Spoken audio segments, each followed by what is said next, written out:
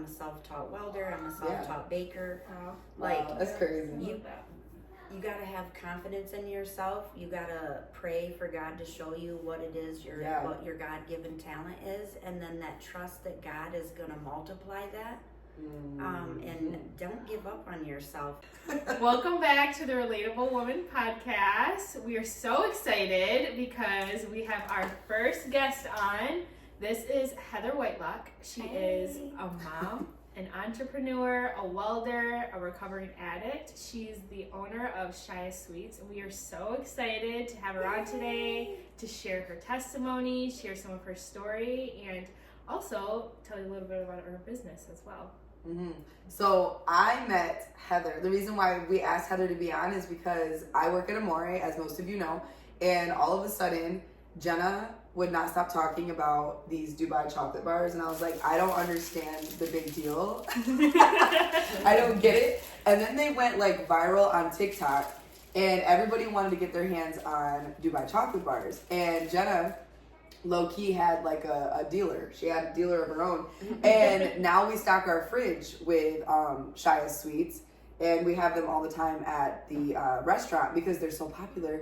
But when I learned, not only did I try them in my car on live video and was like, wow, these are worth the hype. She's got lots of different flavors. I'll let her talk about it. But I tried them, I'm like, these are so good. But also I learned about Heather, and I learned some of her story, and just how I think it's incredible what God can do with someone that was here and is now here and breaking generational curses, Girl, trauma, for sure. healing that, healing herself. And her story is just really impactful. So most of you, I mean, if you go to like Grand Rapids Informed on Facebook and you're looking for any kind of sweets, she's going to be tagged. And it's just become like a thing. And she's had the opportunity to meet a lot of really cool people and sell out every single night at my restaurant. People, Yes. I'm like, not only am I serving lasagna, they'll like ask me like, don't you have those Dubai chocolate bars? I'm like, yeah, they're in the basement. I'll go grab one for you. So I'm excited. I'm really excited because not only is it our first guest, but I think it's a pretty impactful part, like an impactful guest, like a really, I'm like, I told Chef Jenna, I'm like, what a perfect first guest to have on our podcast. And so we're really excited and honored to have you on with your cute little camo pants. Girls, Thank you. I learned sitting really close to her that she has two different colored eyes. I'm like, you're so unique, and like, so that's beautiful. I think that's beautiful. So tell us a little bit about yourself, where you come from. Like, tell us your story, because I think that yes, this is amazing, but your story is even more incredible. Like how you got here, and then we can talk about that. Okay, so just a little backstory. I am 41 years old. I'm from Ionia, Michigan. I grew up in a super strict religious house. I was homeschooled. I was super naive to anything outside of church life. I was in church 6-7 days a week. I mentally broke down at 17. My stepdad was super abusive to my mom, and it just it caused me to mentally not be able to take it anymore. So I packed up at 17 while he was at work one day, and I moved in with a cousin. Because of my naiveness and never really having any exposure to anything outside of the church, I had a strong desire to want to fit in. So I said yes to a lot of things to try to fit in. So by the age of 19, I was a drug addict. I was pregnant by 19. Was fully addicted to cocaine and heroin by 23, and in prison by 25. And so I would say in about 2014, I came home from prison in 2011. 2014 is when I decided to kind of really get my act together. I got tired of repeating the jail process. I was in kind of an abusive relationship at the time. I ended up getting pregnant with my daughter, and that was the catalyst for me to walk away from that relationship and kind of get my heart right with God. And that was where, so my business was birthed, right out of, during COVID, just becoming a single mom by myself, I was laid off from a team lead job that I had, so I was struggling financially. And I've always loved crafting, baking, anything. Girl, I just love to create, period. And so, yeah, I went out and bought strawberries. It was close to Mother's Day. It was like 2020 of like a week before Mother's Day. I made a post on Facebook. I did not know a soul outside of my child's father and his family in Grand Rapids. So it was just organically built from the ground up off of Facebook, girl. And That's people crazy. liking my desserts, sharing my stuff, and that's kind of how this was birthed. And then And it started with strawberries? it started Right. with dipping So like strawberries. dipping strawberries, so chocolate covered So, strawberries. yep, I started that, and a year later, I'll never forget, Robert K. Jameson, shout out to you, texted me and said, "Can you make a cake?" And I was like, I can bake a cake. so I made the most ugliest cake, but that burst. Started I'm like, somewhere. okay, so now I want to add cakes in the mix and dip treats, and it just went from strawberries to dip treats to cakes. I've done wedding cakes. I've got to do a couple cakes for some really high-profile artists in Grand Rapids. Eric Picardo, who's a super famous artist in Grand Rapids, I got to do a cake for him. Like, God's definitely Wow. Open doors. opened some doors, but it's been super slow for the last 5 years. I think that's anybody who has like has a dream, has a, what would you call that? Has inspiration. Like it never, just keep that in mind. Like it never takes right off and gets right off the ground. Like she said 5 Oh, for years. sure. 5 years. Like It takes you started years. with strawberries. Yeah. I love that. God, that's my favorite thing. And then and now like we're here. And so it's proof that if you just continue with doing what you are called to do, like she said, I just wanted to be creative, like any way that I could be creative. And I think that's inspiring in itself to come from like this and just say, man, I'm just going to start with some strawberries, like, and see what happens and be consistent. And then how God can Only take God's that. timing, Yeah. too. Right. Only do it. Because, like, then it takes one person, it takes one thing, and that one thing back then was, can you make me a cake? And then, can you make a Dubai chocolate bar? Right, now we're here. Now we're here. Now we're A here. famous chef saying, "Can you make a Dubai chocolate bar for me?" Yeah. And I'm like, That's a really good point, too, is, Right. like, it takes one person. Chef Jenna, all she had to do was post about it once, and it blew. It made it. You'll have to talk about that. What was your biggest challenge after getting out of jail and trying to pick your life up again? Like, what was your biggest challenge in kind of putting yourself back into society and like figuring things out? And I feel like you had a lot of life happen in a very short amount of time. Moving out at a young age, and then getting pregnant, and then going to, you said prison. yes. Yeah, and like and addicted to drugs. Like everything happened in such a short amount of time. Yeah. How did you come back from that? So, okay, so honestly, prison was not the catalyst for me to change. It took me 2 years after I came home from prison I actually had another case hanging over my head, and was like indicted. So I was facing going back to prison for a super long time, and I had just started to rebuild my relationship with my son. So when I came home from prison, his dad got custody when I went to prison. When I came home, his dad wasn't like, yeah, you can see him. He's like, hell no, you can't see him. I had to go through the court system for a solid year of meeting with a court official in Ionia. I had to drive to Ionia every weekend, and have a lady sit with us at McDonald's or at a public place. Right, so the difficulties of that, and then catching another case and having it be like, wow, you are about to lose him for good, was the catalyst for me to say, I don't want to live this life anymore. I think having prison hanging over my head, I was just desperate to not be like how I was anymore, right? You get sick of it. Yeah. And I was to the place where I was sick of it, because I stayed in jail, girl, from getting out of prison. I'm not even sure how that, like, when I say God's hand has been in my life, and there's definitely grace involved, the 2 years out of prison, I stayed in jail like every month or every other month, and surprisingly my parole officer never sent me back. So I see like God's grace in there so much. But once I had come to that place, right, I'm facing more time, I ended up meeting someone that had never been in a drug lifestyle. So I will say that sobriety makes the biggest difference of who you hang out with. So I wasn't even to the place where I was sober yet, but I met someone that was sober, got into a relationship with somebody that at the time was solid in their life as far as going to work. They lived normally. Right. And once I seen that, I wanted that. And so I completely removed myself from anybody that I'd been around. That's like previously. The hardest part. It was. That's like it the was. hardest part, yeah. But when you meet people that are sober, right, and that do,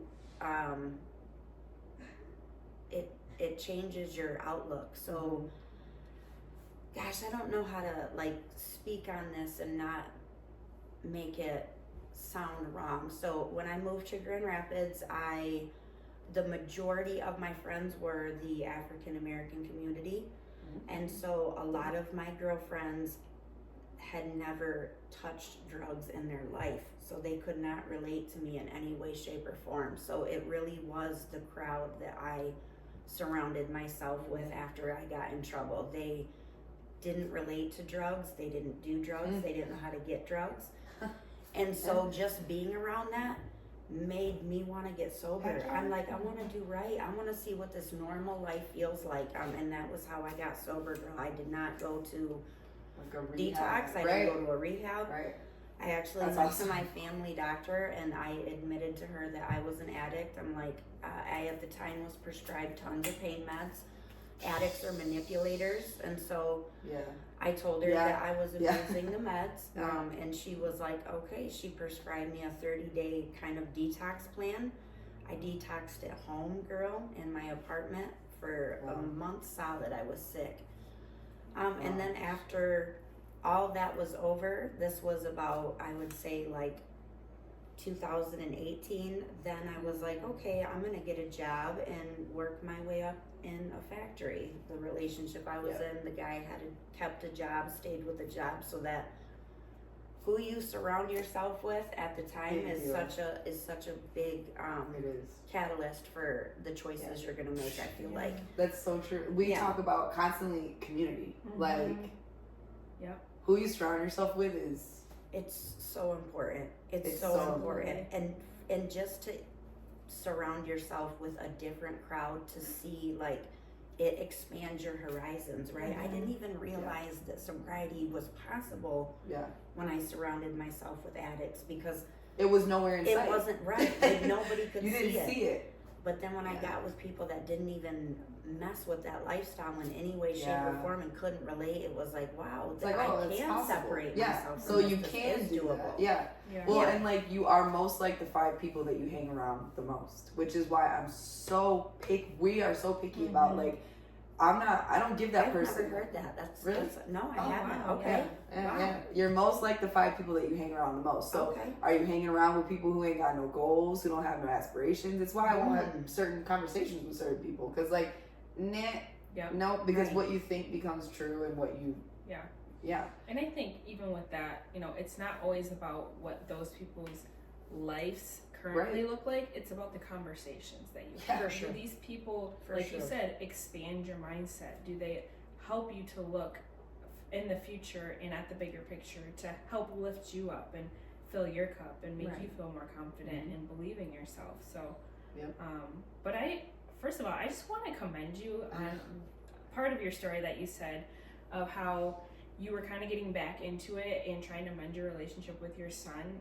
Even the fact that you had the will to want to show up for him and rebuild that relationship, and that was kind of what was the catalyst for you, because there are so many men and women out there who have kids at a young age. Right. Yes. And there were plenty of times I wanted to give up because it was so difficult, but But you kept at it. Yeah, I'm thankful that God has given me, like, when I say my kids are my life, they're who I enjoy my time with. My son is 22, and he's literally my best friend. That's and you would never. That's I wanted to say that too. Is like she was at Amore one night, and I remember walking into the back room. Dallas was her server, and I was like, "What's up, Heather? How's it going?" And her big ass kid is sitting there, and I'm like, "Who's this?" He's handsome, like he's a handsome dude, and I was like, "Wait, no way, is that your son?" Wait a minute. And so I think that's testimony too, that like when you meet people, what I saw was Heather at a table with her 2 kids and your mom. Yeah. You don't know her story. You don't know that she fought for that big boy sitting at that table, who looks way older than 22, by the way. Good Lord.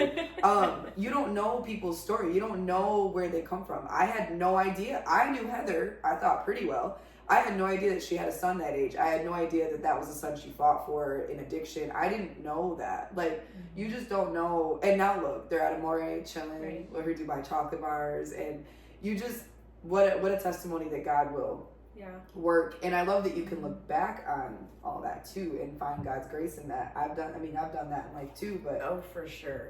You can see his footprint, his stamp. Yeah, I actually went back to court like 4 different times. So from 2011 to 2015, I tried to get custody of him. Crazy. And Ionia courthouse would tell me every time, you don't have a significant amount of time out of trouble. We're not going to take him out of his dad's and put him in your environment. So it was actually, I had worked my way up in a factory at the time when he was getting ready to start high school. So I went to his dad and I'm like, you see how far I've come in life, how much I've changed. I want a chance to have my son with me. And he said, okay. And he let my son come live with me when he was 15. So he graduated from Innovation Central High School. I didn't know that. Yeah. Wow. He let him come live with you at 15. That makes me emotional. I know. And that's crazy. Yeah. Stayed with me up until just a few months ago. So I actually was welding last year, and I got him into the factory with me and taught him to weld. So he's a welder girl. He's a great kid. He just went to live back with his dad a few months ago because he's working at a factory in Ionia. So it works out better, but you got the opportunity. Yeah, it all came to full circle moment. Full circle, you know. I love that his dad was like that's really cool. That's really cool. It was awesome that he was willing to give me that opportunity. And you got a chance to be with him still in those young years. Right. I got still opportunity to be in there and be involved. That's really after being absent for so long and being on drugs, it was a true blessing. He got to see his mom. He did. Yeah. He did. And we're like, when I say we're like this, I thought so. We're tight for sure. Cool. And it's the way that God will work too. Yeah. The fact that you got pregnant with him at such a young age during kind of a dark period of your life, and then that pregnancy, that child that came out of it was what helped bring you out of that season as well. Right. So, oh my gosh, that's incredible. Kids will do that. Kids will make you like. I mean, no, we don't have the same story, but like, I just made a TikTok about it. Like, won't kids make you just move different? Like, I don't think if it weren't for my kids, I wouldn't. I probably still sleep every single day till 2 p.m. and we wouldn't be who we are today if we weren't moms. That's for sure. Okay, so next question I want to ask is, what advice would you currently give to someone who is trapped or feeling trapped by their past? For me, what healed me is my spirituality. So I would suggest finding a good church. I believe that for me, Jesus is a healer, and he's who has healed the brokenness and the damage that I have went through, growing up and stuff. And that is what has been able to help me heal and move forward and actually become a productive member of society. When I was coming out of addiction and everything, there was so much depression that came with it. There was so much side effects that came with extreme ADHD, all types of stuff when you get sober after using heavily for so long. And God has been the balance for me. He's been the healer for me. So find a church to me, find it somewhere that, not even necessarily a church, a spiritual place for you, Yeah. where you're able to tap into your spirituality. Yes. So That's a good one. that was the big catalyst for me, and also finding people Yeah.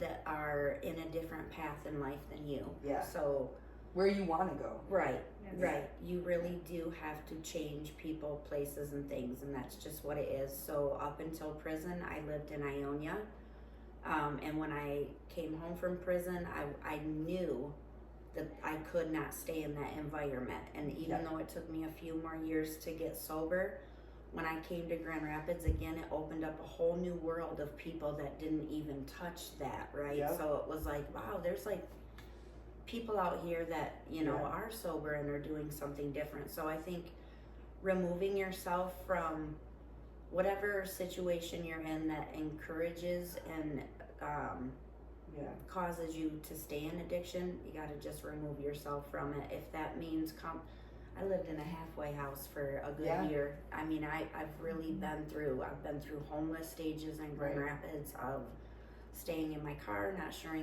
where I was going to go.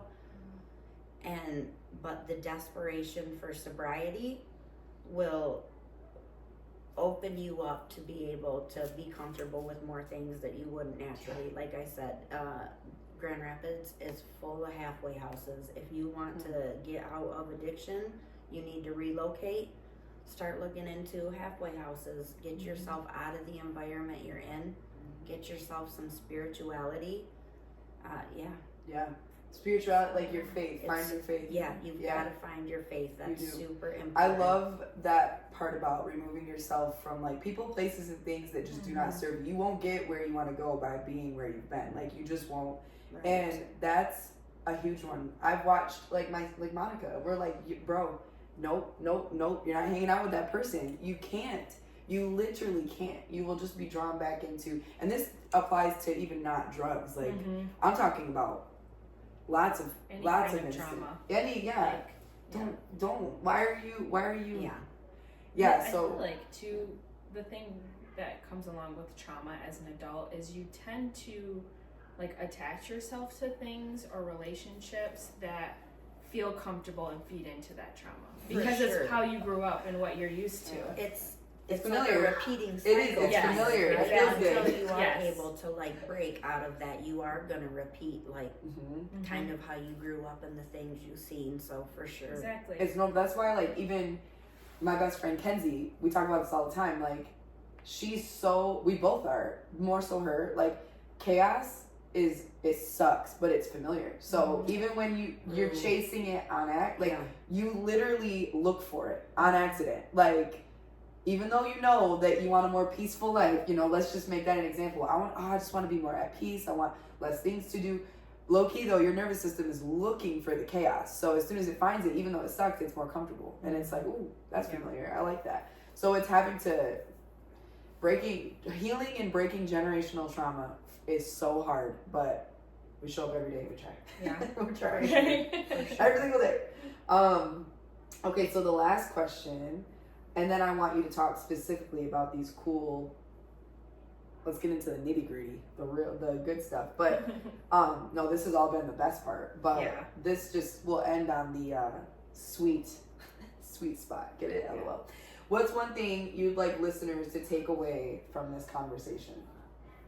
Oh, to be resilient, not give up. She said that quick. I'm not educated.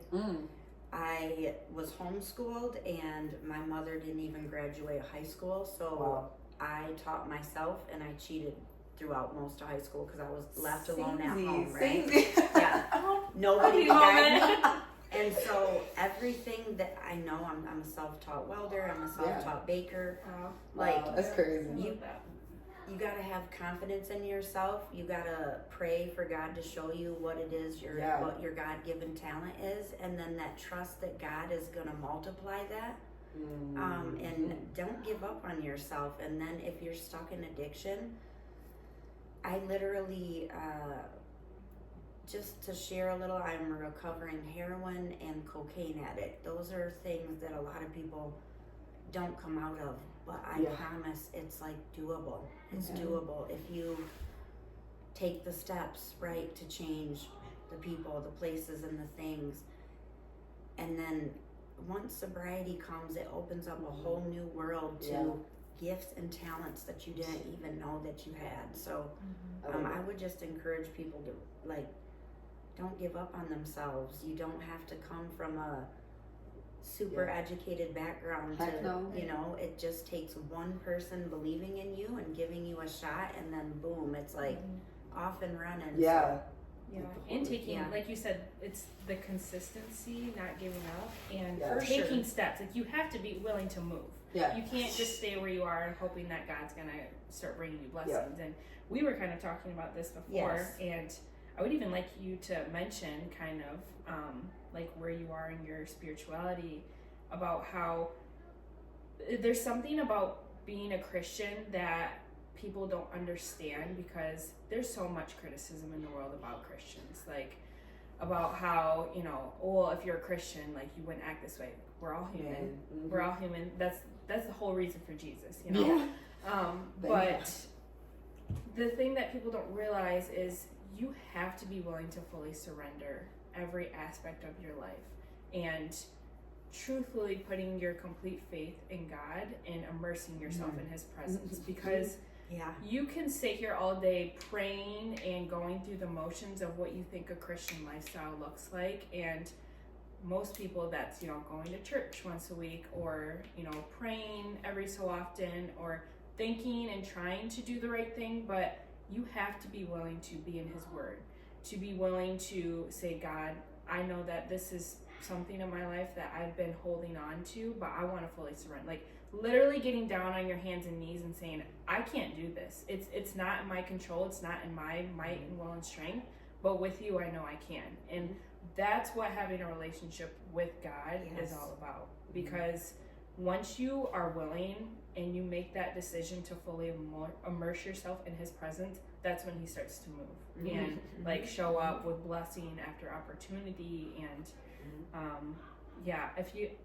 I feel like because we were talking about that before. We didn't get a chance to talk about that. So I do want to share this, what I was sharing with her a little bit before you had came.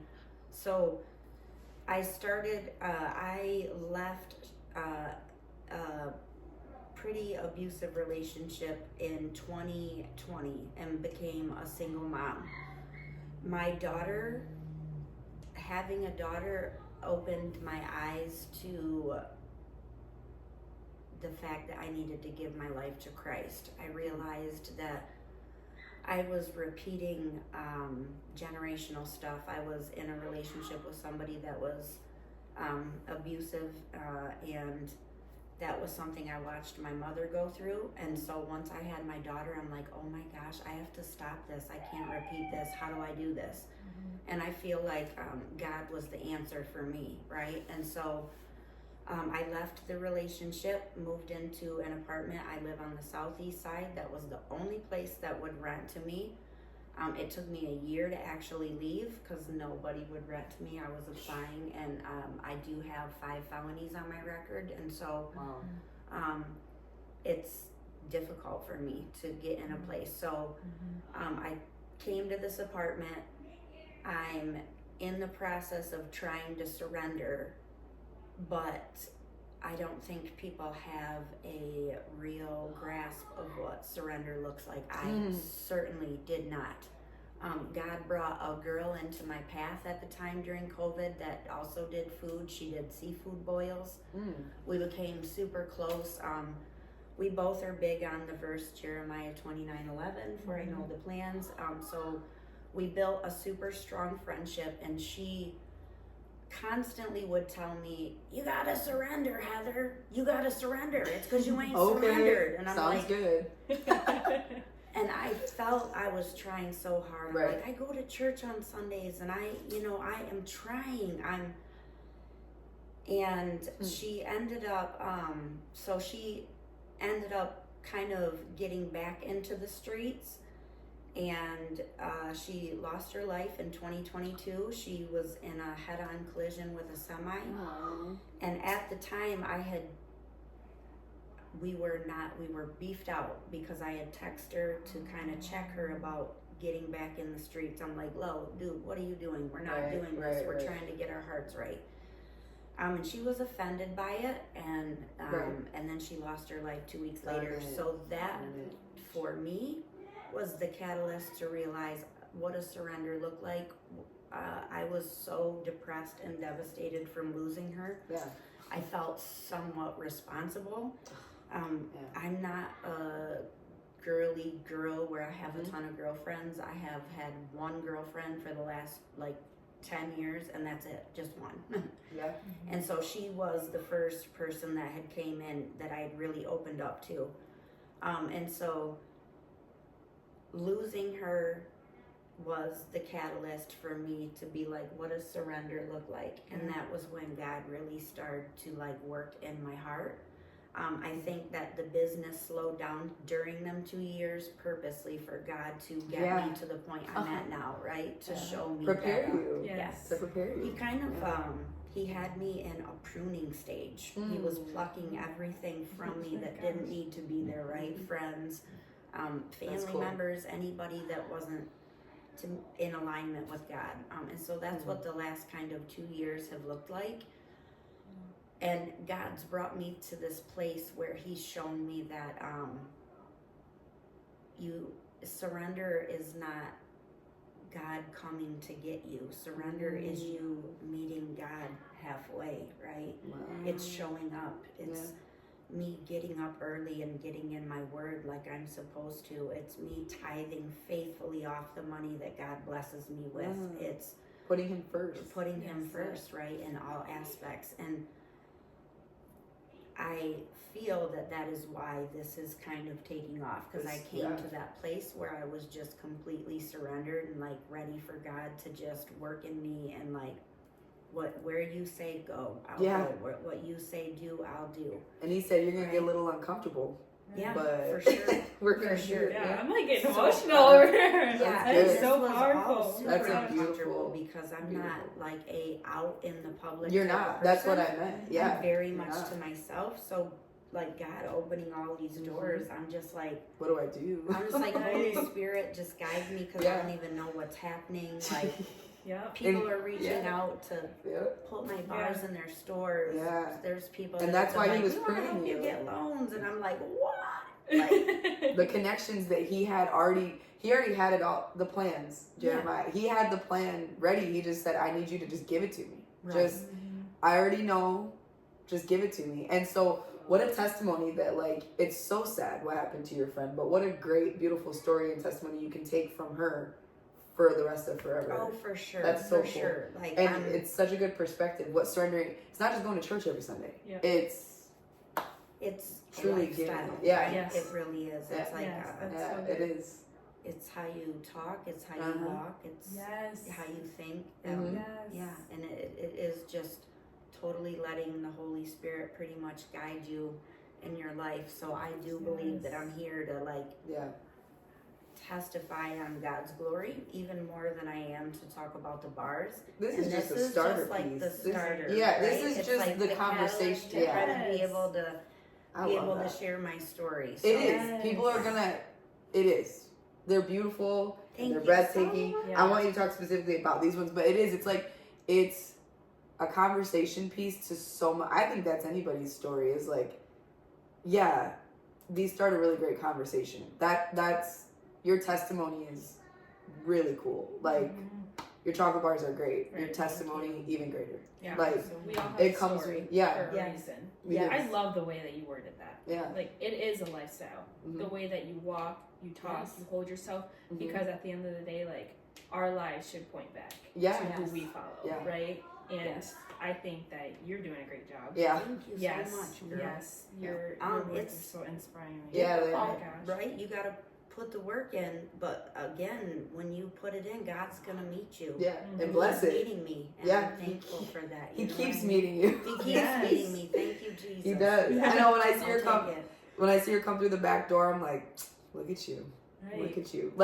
We literally run out, and it's not even monetarily awesome. What a gift, what a financial gift, but I see her come through the back door, and I'm like, look at what he's doing. Like, look at what he's doing. That's so crazy. And so, what an honor to be able to sit and chat and really learn more about you. That's one of my favorite things in the world to do. That's why we were so excited about the podcast, because I'm like, I love learning people. We were so excited to have guests on. I love people. But I want you to talk. So, she brought her white chocolate and her milk chocolate. And they're Kobe. Talk about it. I think that's so cool. They are aesthetically. We have the milk chocolate and the white chocolate. The white chocolate this week is ode to Kobe. Ooh. I'm a huge Kobe fan. I love Kobe. We love purple and gold, so we did the white chocolate and purple and gold for Kobe. Just for RIP, yes, the Mamba bar. The Mamba bar. Actually dropping these off at Amore tonight. I ran out of stickers, so I've got to grab those today, and we'll be making another drop at Amore. So I got to share with her, and I have shared this video on social media literally a week before Chef Jenna made that post. Yeah. I had felt God calling me to share my testimony through my TikTok and through social media. Yeah. I don't know I haven't got to the place where I know how to really do that yet. Huh. But I felt he wanted me to record myself in a surrender process to show people what surrender looks like. So every morning I spend time in praise and worship before I even start my day. Girl, praise and worship to me is my grounding. It's what connects me with God. And I would just set my camera up in the corner in video. And I have a week before Chef Jenna made that, the Holy Spirit came into my living room, girl, and for like an hour I'm just crying out to God, and you can see me, the video's back there, and I'm just like, God, I'm asking you to open the door. I'm gifted, I have talents, and I want to be able to live off of them, right? And open a door for me to leave something to my kids, to employ my mother someday, and get us out of low-income housing. And I was just telling them, like, I'm surrendered, I'm here, but I'm asking you to open a door. And literally a week later, Chef Jenna put up a post, who makes Dubai bars? Dude, and literally. People that I didn't even realize supported me. One guy put on there, she's the best chocolatier in Grand Rapids. I'm not a chocolatier in any way, shape, or form. She said, Willy Wonka who? Right. I was just like, oh my gosh. And yeah, God has literally opened the door for I didn't me know to be able that. to live off of it right now and put a little away in savings. So it's been a blessing. Well, and just to kind of like lay it out all in one, because you had mentioned you started making sweets back in 2020. Yes. This has been a 5-year process. Give it time. Yeah. You know, even you were telling me you were only making, did you say like 5 bars? Yeah, I had actually started advertising these 2 weeks, 3 weeks prior before Jenna's post. Wow. And I'd sold a total of maybe 5 or 6 bars in that time. Wow. I couldn't make them shake. It wasn't They weren't moving. Like they weren't. So moving. now, I'm curious because we sell out. I'm like, if y'all don't shut up, man. I am in the weeds, and y'all ask me for dark chocolate, Dubai chocolate bar. I'm like, listen, go to the hostess stand, okay? She will go downstairs. So now I'm wondering, because we sell out. She'll bring like a bag, and then they're gone. So what are you? I'm curious personally. Like, are you making these every day? Are you? What they look like now? Like a schedule. So I do them on Monday, Tuesday, Wednesday, Thursday. I'm like clocking in, trying to make right. So God has opened the door. So I'm trying to be disciplined, and we're just getting there. Yeah. Because it took me a You're while. Gonna keep disciplined in the process of treating this like an actual real job and giving God glory in that, right? So I'm trying to show up like it's a 9 to 5. And it will be. And it is. Yes. Well, you said now you make, 50, 60 bars per week? Do you really? Oh, yeah. Well, I bring 50 to Amore every week. Do you really? Yes. Yeah, that makes sense. Do you really? And then outside of what I sell, I'm also meeting with somebody that has a store in Rivertown. Today I'll be dropping these bars up. Good Lord. And That's crazy. Yeah. That's crazy.